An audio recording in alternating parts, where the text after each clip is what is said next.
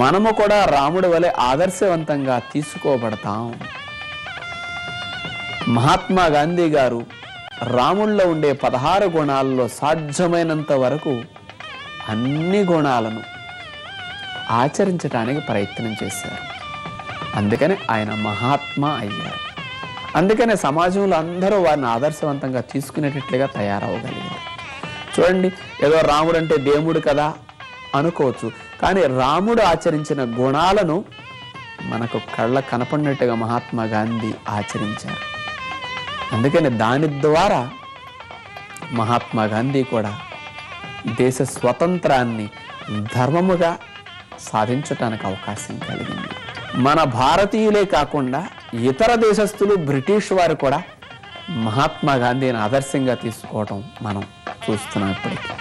కారణం, ధర్మం అనేది, మంచి ఆచరణ అనేది అలా ఉంటుందన్నమాట. ధర్మము అంటే మంచి ఆచరణ. ఏది మనం ఆచరిస్తే మనం సుఖంగా, హాయిగా, ఆనందంగా జీవించడానికి అవకాశం కలుగుతుందో అదే ధర్మము.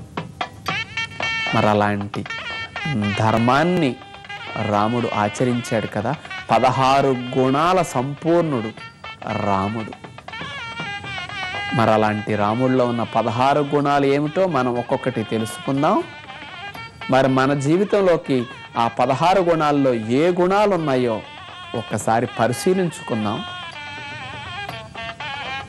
లేని గుణాలను రాముడిని చూసి ఈ శ్రీరామనవమి సందర్భంగా కాస్త ఈ సంవత్సరం ఏదన్నా ఒక గుణాన్ని తీసుకుని మనం ధారణ చేయగలిగినా ఎంత బాగుంటుందో మన జీవితం కదా. మరి ఒక్కొక్క గుణాన్ని మనం ఆలోచిద్దాం. మొట్టమొదటి గుణం గుణవంతుడు. అన్ని సుగుణములే కలవాడు. దీని అర్థం అది. సుగుణాలు అంటే మంచి గుణాలు కలిగి ఉంటే మనం గుణవంతులు అవుతాం. అందుకనే తల్లిదండ్రులు కోరుకుంటారు గుణవంతుడైన సంతానం కావాలని. ప్రతి పిల్లలు గుణవంతులు కావాలని తల్లిదండ్రులు కోరుకుంటారు. మరి మనలో అలాంటి సుగుణాలు ఉన్నాయా లేదా అని ప్రతిరోజు మనం కాస్త వెనక్కి తిరిగి ఆలోచించుకోవాలి. సుగుణాభిరాముడు అంటారు. సుగుణాలు కల్లవాడు కాబట్టి రాముడు. మొట్టమొదటి గుణం గుణవంతుడు.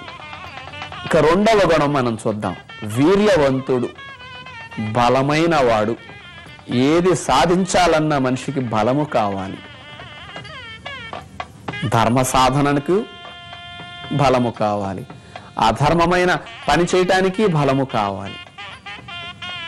వివేకానందుడు అంటాడు కదా, ఈనప కండరాలు, ఉక్కు నరాలు ఉన్న మనుషులు దేశానికి కావాలి, బలహీనులు దేనికి పనికొస్తారు దేశానికి, అందుకని అందరూ బలంగా తయారవ్వండి అంటాడు కదా. అలాంటి బలాన్ని రాముడు బాగా కలిగిన వాడు. అందుకనే వీర్యవంతుడు రాముడు. మూడవ గుణం ధర్మజ్ఞుడు. ధర్మము తెలిసిన వాడు అని అర్థం. ధర్మం మారుతూ ఉంటుంది, కాలాన్ని బట్టి, పరిస్థితులను బట్టి, వ్యక్తిని బట్టి.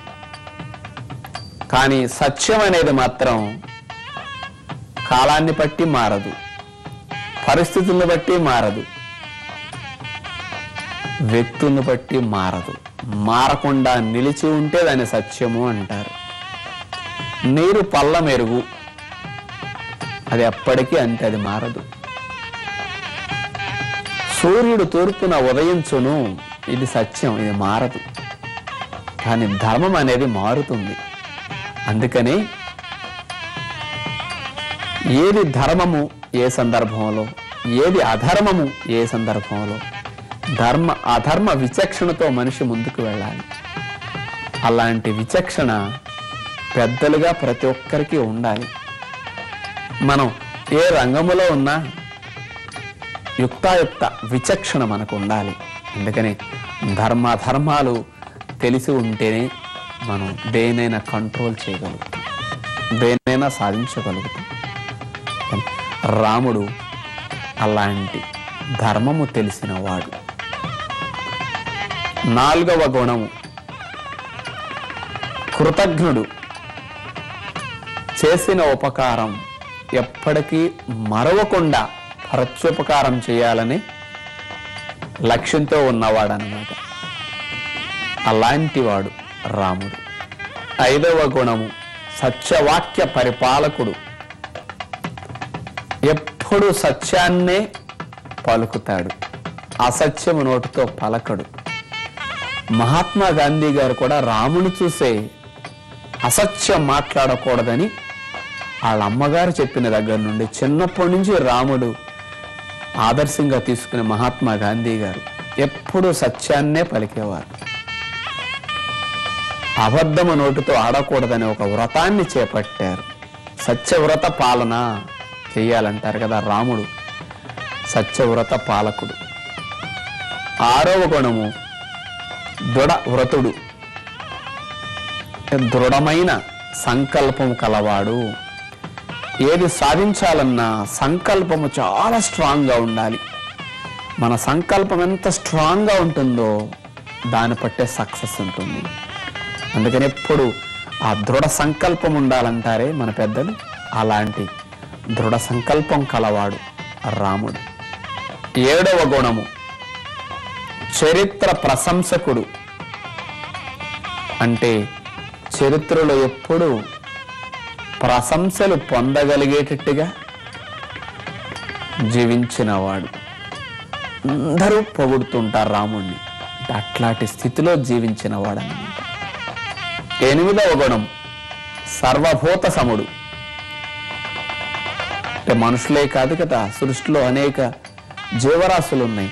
వాటిని మనుషుల్లో కూడా మంచివారు చెడ్డవారు ఉంటారు. అందుకని సర్వభూత సముడు అంటే అన్నిటినీ సమదృష్టితో చూడగలిగిన వాడు. మనకు మంచివారైతేనే నచ్చుతారు, చెడ్డవారు నచ్చరు. కానీ చెడ్డవాడిని తేడాగా చూడటం కాకుండా, ఇతర జీవరాశులను వేరేగా చూడటం కాకుండా అన్నిటినీ సమదృష్టితో చూడగలిగేవాడు రాముడు. 9వ గుణము విద్వాంసుడు. అన్ని విద్యలు తెలిసినవాడన్నమాట. మరి రాజ్యాన్ని పాలించాలంటే అన్ని విద్యలు తెలియాలి కదండి. అట్లా సకల విద్య కోవిదుడు అంటారు రాముణ్ణి. 10వ గుణం సమర్థుడు. ఏ కార్యాన్నైనా సమర్థవంతంగా చేయగలిగితే అతన్ని సమర్థుడు అంటారు. రాముడు అన్ని కార్యాలను సమర్థవంతంగా చేయగలిగేవాడు కాబట్టి సమర్థుడు అతని పేరు.